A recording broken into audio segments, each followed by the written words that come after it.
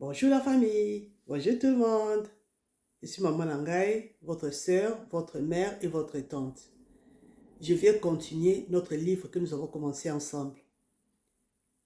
Le jet de la vie, écrit par Madame Scovell.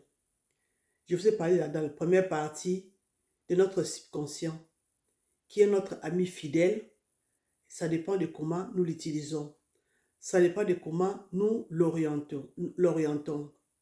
Parce que tout ce qu'on dit, tout ce qu'on pense sont exécutés dans notre subconscient dans les moindres détails. Je vous ai parlé des musiciens. Quand ils sont en train d'écrire un morceau de musique, ils pensent à tout ce qui est important. Parce que s'ils font ne fût-ce qu'un petit faux note, ça gâche tout. Nous devons nous organiser pour effacer tout ce que nous ne voulons pas garder. Nous devons créer de nouveaux et magnifiques. Nous devons prononcer des mots, des choses qui vont nous permettre d'avancer. Je brise et je démolis par ma parole toutes les fausses informations contenues dans mon subconscient. Je les retourne dans la poussière car elles sont ici de mes vaines imaginations.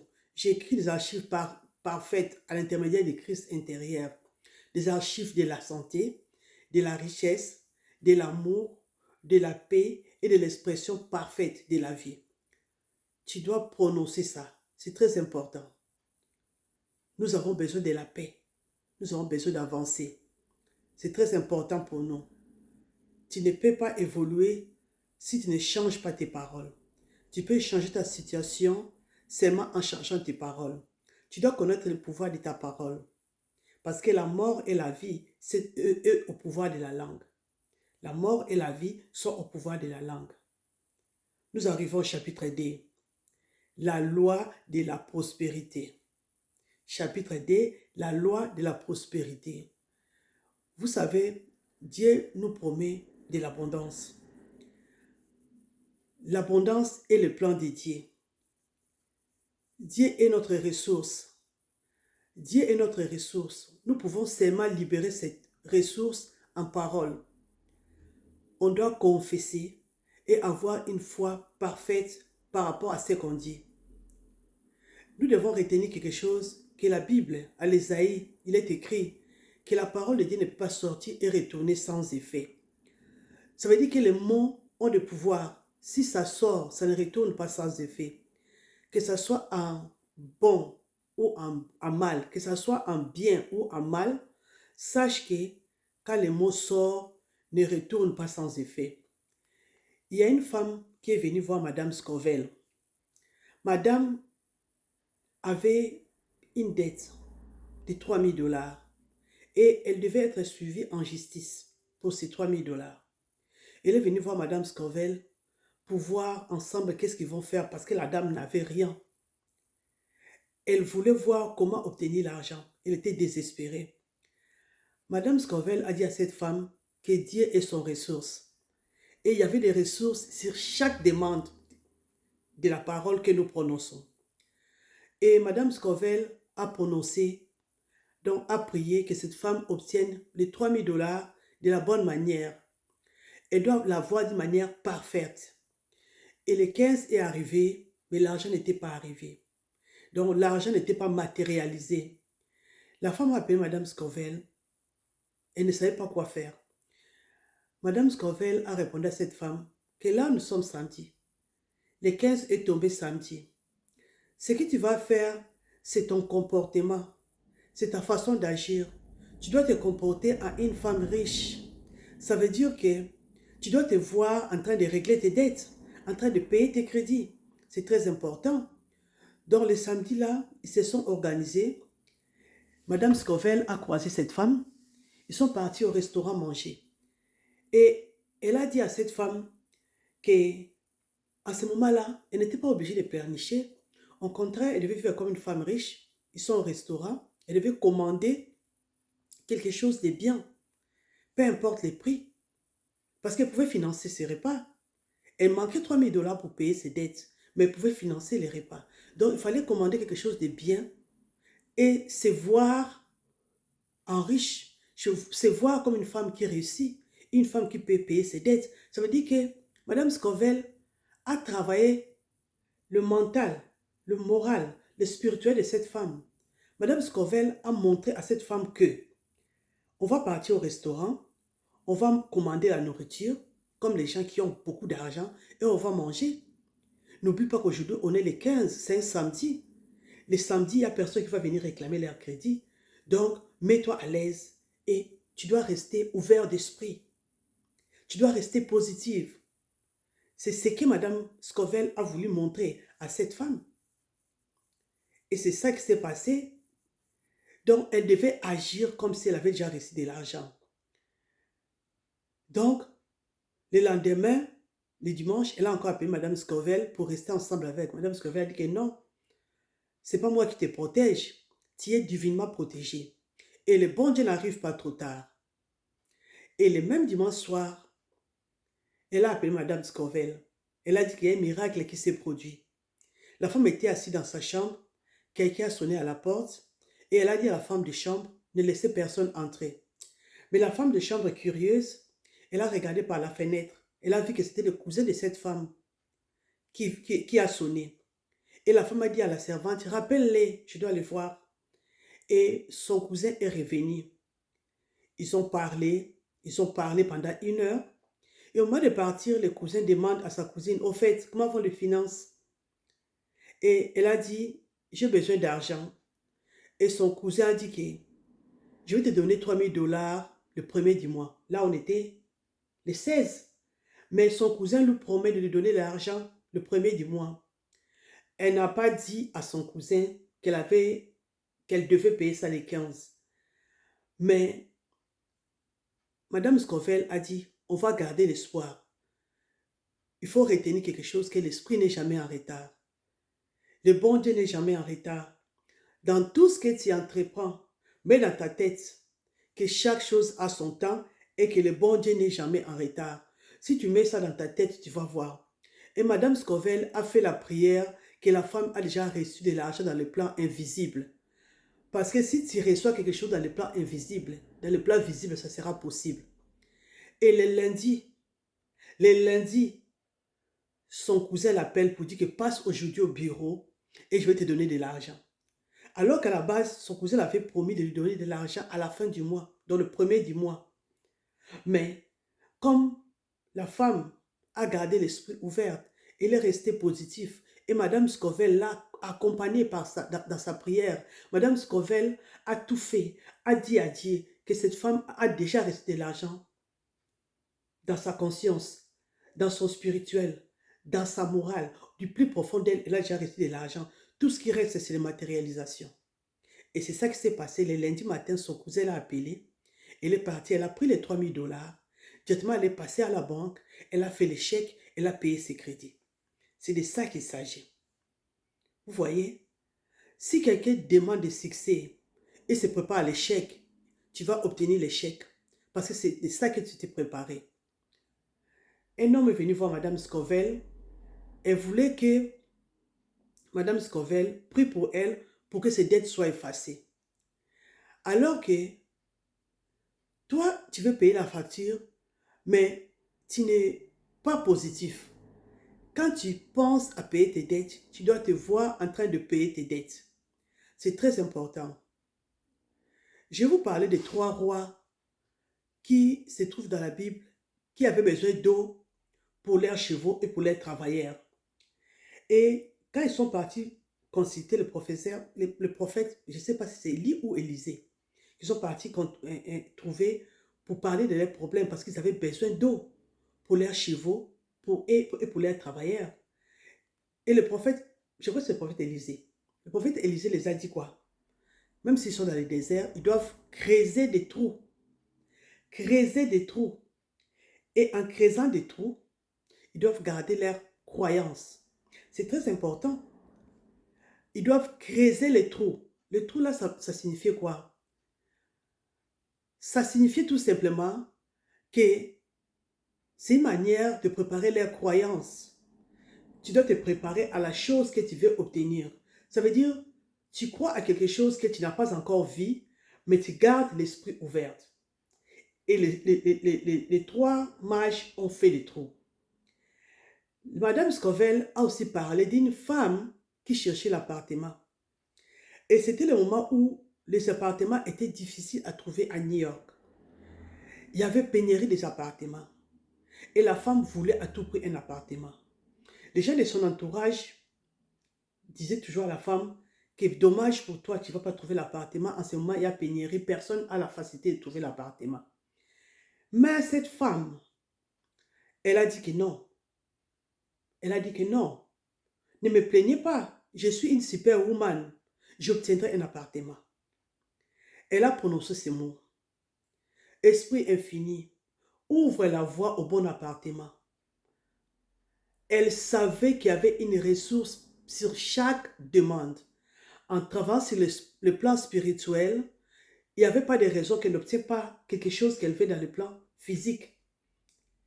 Elle avait envisagé d'acheter même de nouvelles couvertures. Et quand ses amis et ses pensées négatives l'ont suggéré de ne pas acheter la couverture, parce que pourquoi tu achètes les couvertures alors que tu n'as pas l'appartement? Et elle a dit en elle-même, je creuserai mes fosses. Creuser ses fosses, donc elle voulait faire comme ce que le prophète Élisée a dit aux 3 mages, que je vais acheter la couverture. Parce que si j'ai la couverture, ça veut dire que je vais trouver la maison. Et elle a fini par trouver l'appartement. Il y avait plus de 200 personnes qui étaient inscrites pour cet appartement. Mais elle a dit qu'elle va avoir cet appartement. C'est elle qui a obtenu cet appartement. Donc les 3 rois dans le désert ont creusé les trous. Et ces trous se sont remplis d'eau, remplis jusqu'au débordement. Pourquoi? Parce que les gens là ont cru à ce que le prophète Élisée a dit. Et cette femme croyait à son Dieu. Parce qu'elle se disait que je vais acheter la couverture parce que j'aurai un appartement. Et elle l'a obtenu. Nous devons obtenir quelque chose. Chaque grand succès est procédé de pensées tourmentées. Chaque réussite est précédée de moments difficiles. Chaque réussite est procédé de moments difficiles. Si tu es conscient de ta position, tu dois rester positif. Oui, on doit répéter cette parole de vérité. On doit remercier Dieu pour ce qu'on a déjà dans la vie et commencer à remercier Dieu sur les choses qu'on n'a pas encore obtenues, mais on est sûr qu'on va l'obtenir. On doit obtenir ce qu'on veut. Tu dois les reconnaître toi. Tu peux recevoir que ce que tu vois recevoir. Même les enfants d'Israël, Dieu les avait promis qu'ils possédaient toutes les terres qu'ils voyaient. C'est le cas de tout homme. Tu peux posséder que la terre qui se trouve dans ta vision mentale. Chaque grande œuvre, chaque grande réalisation s'est manifestée quand on s'est accroché à sa vision. Et souvent, et juste avant sa pleine réalisation, il y a une grande échec qui se présente. Mais ne regarde pas cet échec. Tu dois tenir ferme. Tu dois avoir l'idée positive. Vous savez, les enfants d'Israël, avant d'arriver sur la terre promise, ils avaient peur parce que dans leur tête, les gens qui y habitaient, c'était des géants. Mais je vais vous dire une vérité. Avant que les enfants d'Israël arrivent sur cette terre promise, tous ces géants étaient morts. Comment ils sont morts? Je ne peux pas vous le dire. Pourquoi? Parce qu'ils ont gardé l'image positive que même s'il y avait les géants, et ils vont posséder ces terres. Et c'est ce qui est arrivé aux enfants d'Israël. Ça veut dire, quand tu veux quelque chose, tu dois réfléchir. Tu dois avoir un esprit positif. Les enfants d'Israël regardaient les géants, ils se voyaient devant ces géants comme des sauterelles, comme s'ils étaient petits.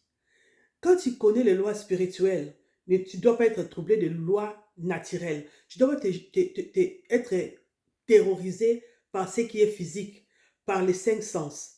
Mais tu dois te concentrer sur les promesses de Dieu. C'est très important. Je vais prendre l'exemple de Jésus-Christ. Jésus a dit à ses disciples, ne dites-vous pas qu'il y a encore 4 mois, qu'ensuite viendra la moisson? Voici, je vous l'ai dit, levez les yeux et regardez les champs, car ils sont déjà mûrs. Donc, les choses, les fruits se sont déjà mûris avant 4 mois qui est prévu. Jésus a vu le monde dans la 4e dimension. les choses telles qu'elles sont réellement parfaites et complètes dans l'esprit divin. C'est de ça qu'il s'agit. L'homme doit garder sa vision de la fin de son voyage. Donc, quand on dit la fin de son voyage, ça veut dire, tu vois déjà les résultats de ce que tu veux obtenir. La santé, l'amour, les besoins matériels, de l'expression de soi, du foyer, des bonnes choses, des amis, de la réussite. Toutes ces pensées complètes sont enregistrées dans l'esprit divin. Et si c'est enregistré, ça veut dire ta subconscience voit ça et te donne ça dans, le vrai, dans la vie de tous les jours.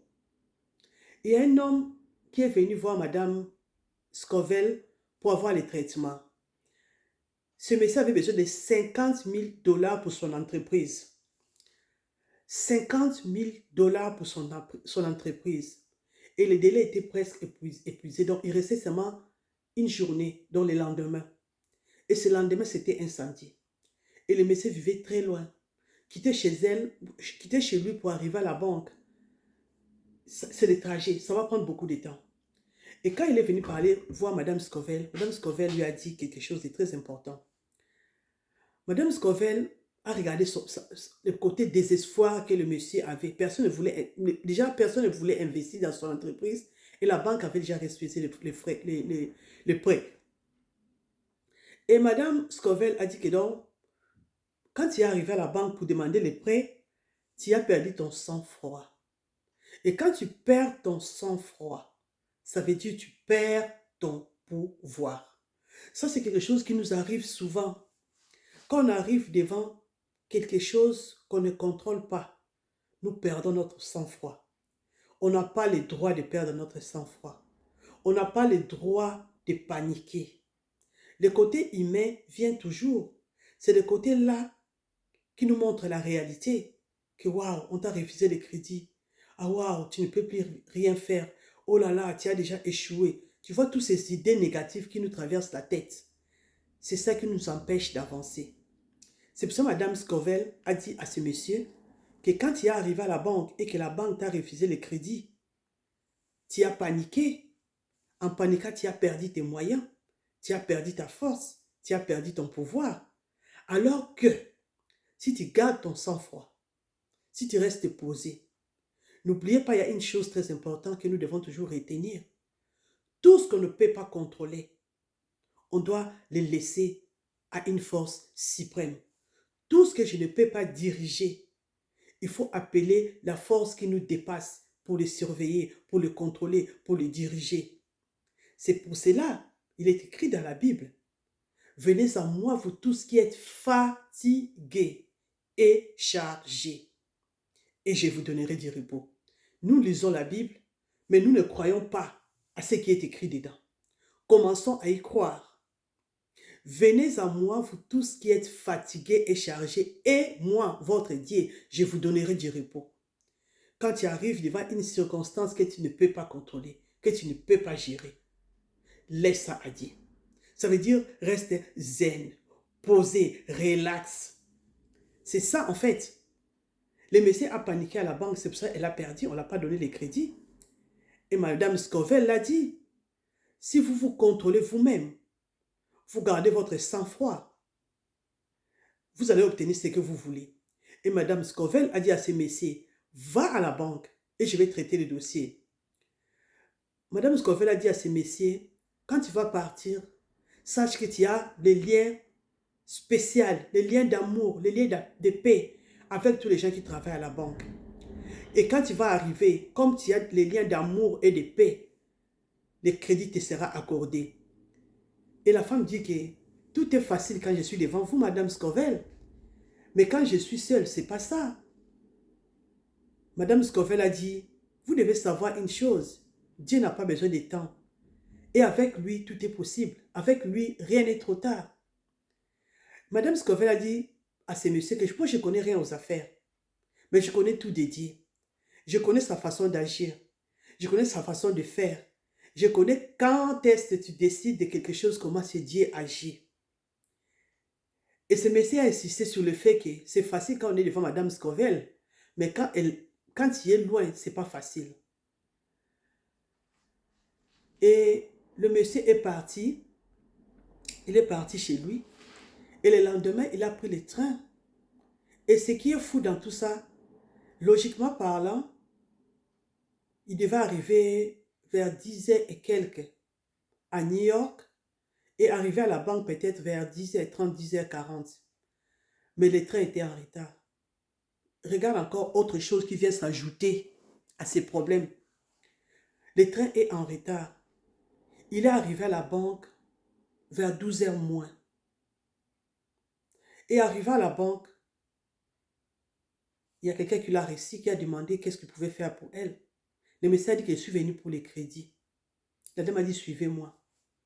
Ils sont partis s'asseoir, ils ont ouvert l'ordinateur, ils ont parlé de ses crédits et il a obtenu les 50 000 $ qu'il avait besoin. Vous savez pourquoi le médecin a obtenu les 50 000 $? Parce qu'il a compris une chose, que Dieu n'arrive jamais en retard. Dieu n'est pas un homme pour mentir, ni un fils de l'homme pour se repentir. Tout ce qu'il dit, il est fait. Tout ce qu'il a promis, il est fait. Le problème, c'est nous, avec nos doutes, avec on est trop réticents. On a trop peur. C'est ça qui nous empêche d'avancer. Hein? Madame Scoville, quand tu as écrit le livre Si Maman, je ne sais pas, tu pensais à quoi? Et comme je disais la première partie, pourquoi j'ai connu ces livres seulement en 2023? Pourquoi j'ai découvert ces livres en 2023? C'est un livre que je devais découvrir depuis. Je crois que ma vie serait à un niveau, mon Dieu. Waouh! C'est un livre à lire absolument. C'est un livre que tu dois avoir à tout prix chez toi. Tu dois les lire et s'organiser pour que tes enfants puissent les lire. Vous savez, les livres que je lis, mes enfants les lisent difficilement. Ils trouvent que c'est trop. C'est trop, maman, c'est trop. Mais j'avais promis à mon Dieu que je vais m'organiser d'une manière ou d'une autre à faire consommer tout ce que moi j'apprends à mes enfants. Comme ça, mes petits-enfants aussi vont l'apprendre. Comme ça, je suis sûr et certain que nous tous, nous allons garder l'image positive et nous obtiendrons toujours ce qu'on veut dans la vie. C'est très important. C'est très important. Le Messie avait perdu l'espoir le vendredi quand il est parti consulter Madame Scoville. Le Messie n'était même pas sûr d'obtenir les 50 000 parce qu'il n'y a personne qui voulait investir à son business. C'était un vendredi. Et le samedi à midi, quand il sortait de la banque, le Messie avait 50 000 $ dans son compte. Comme quoi nous devons faire confiance à Dieu quand nous demandons. C'est très important. Et Madame Scoville a revu le monsieur quelques jours plus tard. Il a demandé au monsieur, qu'est-ce qui s'est passé? Qu'est-ce qui s'est passé? Le monsieur a répondu, même si mon train était en retard, je suis arrivé à midi mais l'écart, je suis entré tranquillement dans la banque et j'ai dit, je suis venu pour les prêts. Et ils me l'ont accordé sans poser de questions. C'était le dernier quart d'heure que le bon Dieu avait arrangé pour lui. Et Dieu n'est pas arrivé en retard. Vous voyez, des fois, dans la vie, nous avons besoin des gens pour renforcer notre foi. Dans la vie de foi, nous avons besoin des gens pour nous aider à obtenir ce qu'on a besoin. Ce monsieur avait besoin d'une autre personne pour venir soutenir sa foi. Il avait besoin d'une autre personne pour venir les remettre sur le chemin. Et toi qui as besoin d'évoluer, des fois dans ta vie, il faut aller voir les gens qui réfléchissent, qui ont l'image positive pour obtenir ce qu'on a besoin. Quand je vais parler d'argent, moi, j'ai mes gens que je consulte.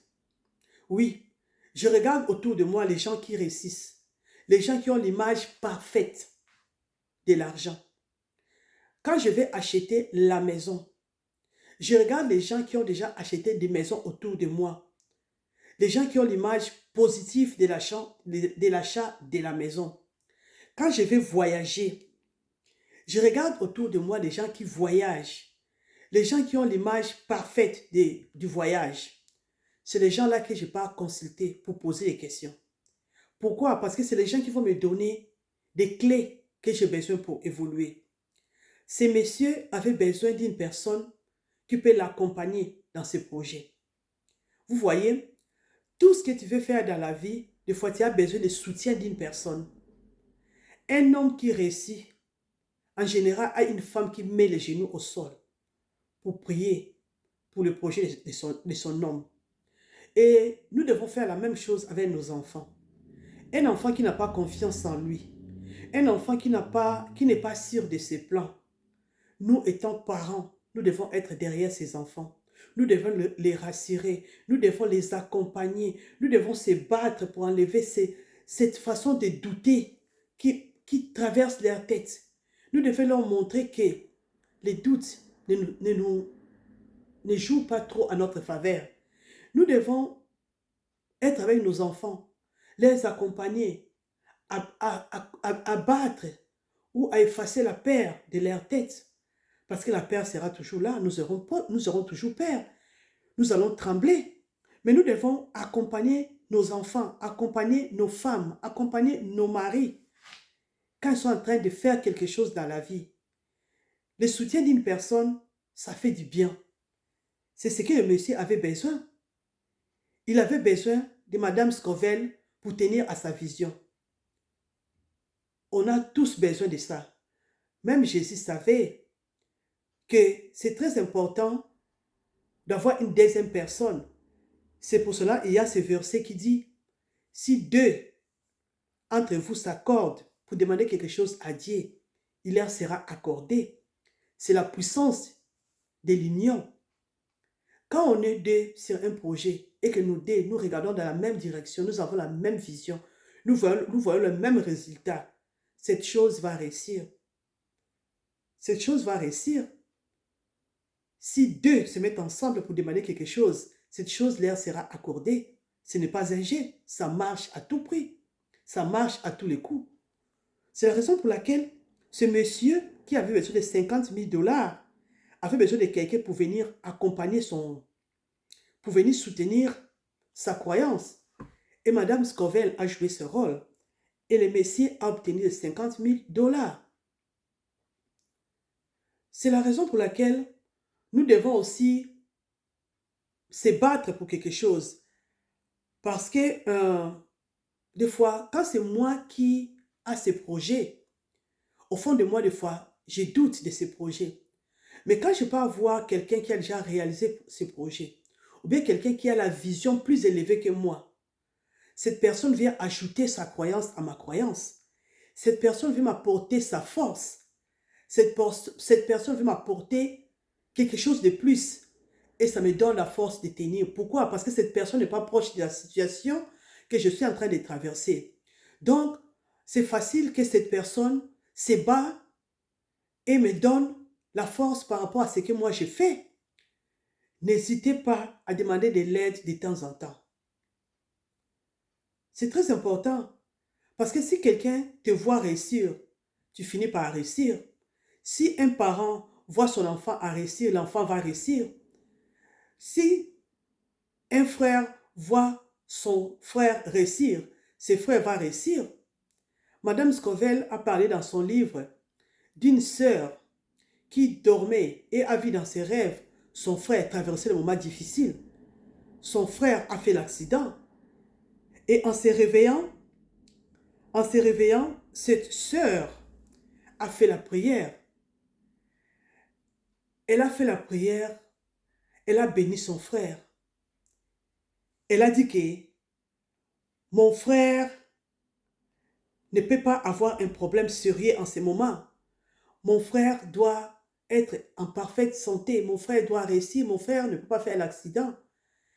Et quelques jours après, elle a appris que l'accident s'est produit à côté de l'endroit où son frère se trouvait. Mais son frère va très bien. C'est la raison pour laquelle il est très important de bénir les gens autour de nous. C'est très important de penser à la réussite des gens qui sont autour de nous. Tout ça, ça fait partie des jeux de la vie. Les jeux de la vie, il faut avoir des cartes qu'il faut pour les jouer. Ça, c'est la fin de la deuxième partie. Et je vais venir pour vous parler encore du troisième chapitre de ces livres que j'aime tant. On se voit à la prochaine.